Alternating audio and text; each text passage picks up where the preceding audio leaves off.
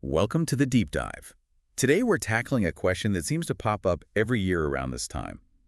Was Jesus really born on December 25th? It's a question that sparks endless debate. For good reason. The date we celebrate is so deeply ingrained in our culture, yet its origins are surprisingly complex. Absolutely. Whether you're prepping for a holiday gathering or just curious about the history behind Christmas, Get ready to uncover some fascinating insights. We'll be examining biblical accounts early Christian writings, and even some Roman history to get to the bottom of this age-old question. it's a real deep dive, this one. To really get to the heart of it, we've got some compelling sources to dig into. We do. I always thought the answer would be right there in the Bible, Yeah. but it's actually more complicated than that. You'd think so, wouldn't you? But if you look closely at the Gospels of Matthew and Luke, Those are the ones that give us the most detailed accounts of Jesus' birth. right, you'll notice something interesting. They're completely silent on the actual date. That's surprising. What do they focus on then, if not the specific date? Well, the narratives zero in on the events surrounding the birth. Gabriel's visit to Mary, Joseph's dream, the journey to Bethlehem. The shepherds and the angels? Yeah. Exactly. They really emphasize the miraculous and spiritual significance of the event. But a calendar date is never mentioned. Never. That's fascinating. So if the Bible doesn't give us December 25th, where does this date come from? To find the first recorded instance of December 25th being linked to Jesus' birthday, we actually have to fast forward a few centuries to a Roman document called the Chronography of 354 AD. Wow. Okay. It's a fascinating compilation of historical information, Yeah. and it's within this text that we see December 25th appear. That's over 300 years after Jesus was born. Why would this date pop up so much later?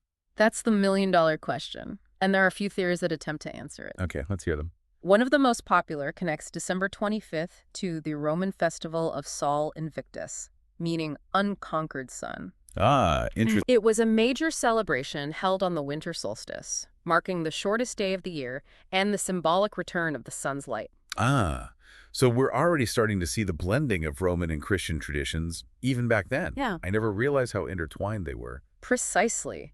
Some historians believe that early Christians may have strategically chosen December 25th to offer a spiritual alternative to this popular Roman festival. I see. By associating Jesus with the light of the world, they could present Christianity as a powerful and appealing alternative to pagan beliefs, especially during a time of significant cultural and religious shifts. I've always wondered about that. Was this a conscious effort by early Christians to kind of rebrand existing celebrations, or was it a more gradual, organic process? It's a fascinating question, and there's no easy answer. Right. But the overlap between Sol Invictus and the emerging celebration of Christmas certainly raises some intriguing possibilities about how early Christians navigated the cultural landscape of the time. For sure. Now, our sources also mention another theory connecting December 25th to Jewish traditions, specifically the belief that Jesus was conceived on March 25th. Yes, that's a compelling theory worth exploring. Early Christians held various beliefs about the timing of Jesus' conception and crucifixion. Some believe that both events occurred on the same date, March 25th. So if you add 9 months to March 25th, you get December 25th. It almost feels like too much of a coincidence, doesn't it? It's a striking alignment, that's for sure. Yeah. But whether this theory holds historical weight is a matter of ongoing debate among scholars. Some find it plausible, but others see it as more of a symbolic connection rather than a factual basis for the date. So we've got these two main theories, the Sol Invictus connection and the March 25th conception theory. It seems like, regardless of which one holds more water, the choice of December 25th was heavily influenced by the cultural context of the time. Absolutely. And to truly understand that context, we need to look at the bigger picture of what December was like in the Roman Empire. It wasn't just about Sol Invictus. December was a month packed with festivals and celebrations, one of the most notable being Saturnalia. Saturnalia, that rings a bell. Wasn't it a pretty wild, over-the-top festival? You could say that. Saturnalia was a week-long festival dedicated to the Roman god Saturn, known for its unrestrained revelry. Okay, so what would that have looked like? Imagine feasting, gift-giving, gambling, Wow. even the temporary reversal of social roles, slaves being served by their masters, that sort of thing. Wow, they really turned things upside down for that one. It makes you wonder if any of our modern Christmas customs might have echoes of Saturnalia in them. It's a fascinating thought, isn't it? Yeah. While Saturnalia and Christmas might seem worlds apart on the surface, some historians believe they share a deeper connection. Elements of Saturnalia, like the feasting, gift-giving, and general merriment, have striking parallels with some of our modern Christmas customs. It's possible that as Christianity spread, some of these pagan traditions were absorbed and adapted into the celebration of Christmas. It makes you think about how traditions evolve and change over time. It's not just about one date. It's about a whole cultural tapestry weaving together. So as Christianity started to gain more influence, it would make sense that they would try to align their celebrations with the existing Roman traditions. Exactly. By the 4th century, Christianity was on the rise, and Emperor Constantine himself had converted. He played a key role in making December 25th the official date for Christmas, solidifying its place in history. So it seems like even if the exact date of Jesus' birth remains a mystery, we can start to understand how December 25th emerged as such a powerful symbol. It's a blend of biblical narratives, Roman traditions, and the evolving story of Christianity itself. It's amazing how much history is packed into a single date. It truly is, and we've only just scratched the surface. We've covered a lot of ground already, haven't we? We have. It's a fascinating journey through history, isn't it? It really is. We've gone from the silence of the Bible to the bustling streets of ancient Rome, uncovering these layers of cultural influence that shaped Christmas as we know it. It makes you think about how fluid traditions are, how they adapt and change over time. But here's a question I bet a lot of our listeners are wondering. Go on, I'm listening. Does it actually matter if December 25th wasn't the real date of Jesus' birth? That's the question, isn't it? From a purely historical perspective, the exact date might remain elusive. Yeah. I think the spirit of Christmas, the celebration of Jesus' coming into the world. That transcends a specific date on the calendar. Exactly. Wouldn't you say? I think so too. For many people, Christmas is more about the message of hope, love, and redemption that Jesus represents, regardless of whether December 25th is historically accurate or not. Many theologians would agree with that.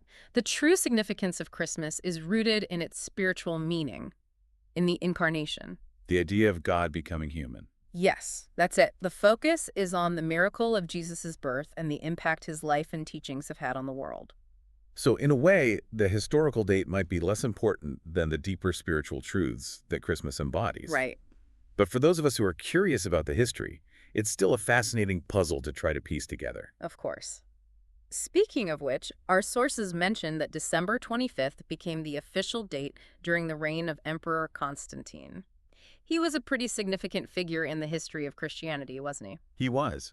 Constantine's conversion to Christianity in the early 4th century was a major turning point. Right. He played a key role in promoting the faith within the Roman Empire and eventually declared it the official religion. Exactly.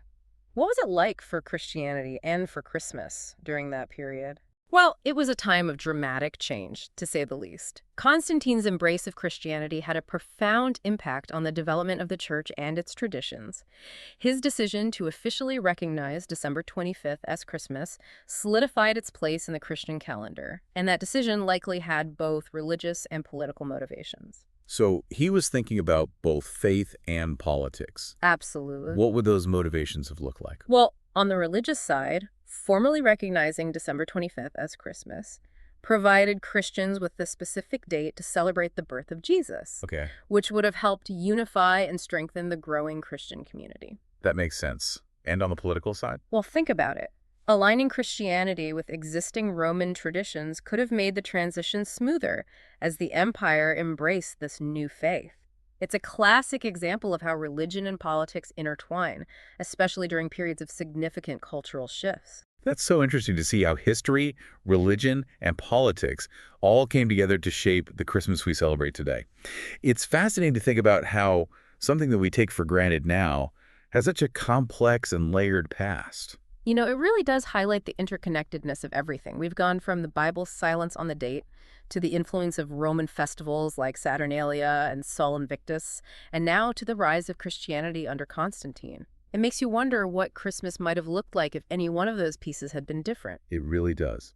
And it makes me think, what does it all mean for us today? Right. As we prepare to celebrate Christmas in the 21st century, what can we take away from all of this history? That's a good question. I think even though the historical accuracy of December 25th might still be debated, the spirit of Christmas, that message of hope and goodwill, remains timeless. Yeah, I like that. The holiday invites us to reflect on those values of compassion, generosity, and love. Values that transcend any specific date or historical context. It's a reminder that even as we uncover the complexities of history, the essence of Christmas lies in its enduring message. It does. And if you think about those Roman festivals we talked about, like Saturnalia, they were all about feasting, gift-giving, and spending time with loved ones. In a way, those elements haven't really changed, have they? Not really. Christmas still brings people together, and even with all the commercialism that surrounds it, Yeah. there's still that core message of sharing joy and celebrating with the people we care about. I agree. It's almost like these ancient traditions are echoing through the centuries, finding new ways to express themselves. And maybe that's part of the magic of Christmas. It's a celebration that constantly evolves and adapts while still holding on to its core values. Exactly. It's a living tradition, constantly being shaped and reshaped by each generation. It's a tapestry woven from threads of history, religion, and culture. And as you gather with loved ones this Christmas, perhaps these historical insights will add a new layer of appreciation for the rich tapestry of traditions that have come together to create this beloved holiday. It really does. Knowing the story behind the date, all the different influences that have shaped it, it just deepens the meaning for me. It's a reminder that Christmas is more than just a day on the calendar. Right. It's a celebration of light, hope, and the enduring power of faith and tradition. But what if we could learn even more? Oh. What if there are other clues hidden in plain sight that could point us toward the actual time of year when Jesus was born? Okay. We've talked about the lack of a specific date in the Bible, the Roman influences, the early Christian traditions, but what if we look outside of December altogether? What are you thinking? Well, the Gospel of Luke mentions shepherds keeping watch over their flocks at night. This detail suggests that Jesus might have been born during a time of year when shepherds were out in the fields with their sheep. That's a great observation. Okay. And that would rule out the coldest months of winter when flocks would have been sheltered. Ah. It opens up a whole new line of inquiry, doesn't it? We've been so focused on December, but maybe the answer lies somewhere else entirely. It really does open up a new line of inquiry. It's a good reminder that sometimes the most obvious answers aren't always the right ones. And that's what I love about history. There's always more to uncover. Always. So what other passages from the Bible might shed light on the season of Jesus' birth? Well, some scholars point to the fact that the Gospel of Luke also mentions that Caesar Augustus had ordered a census, Oh, right. requiring everyone to return to their ancestral towns. Yeah, That's an interesting detail. it is. I imagine conducting a census in the middle of winter, especially with travel conditions back then, Oh, yeah? would have been quite challenging. Absolutely. It makes more sense that a census would be taken during a milder time of year when travel was easier. You're right. If we follow that line of reasoning, it would push the timing of Jesus' birth away from December, Okay.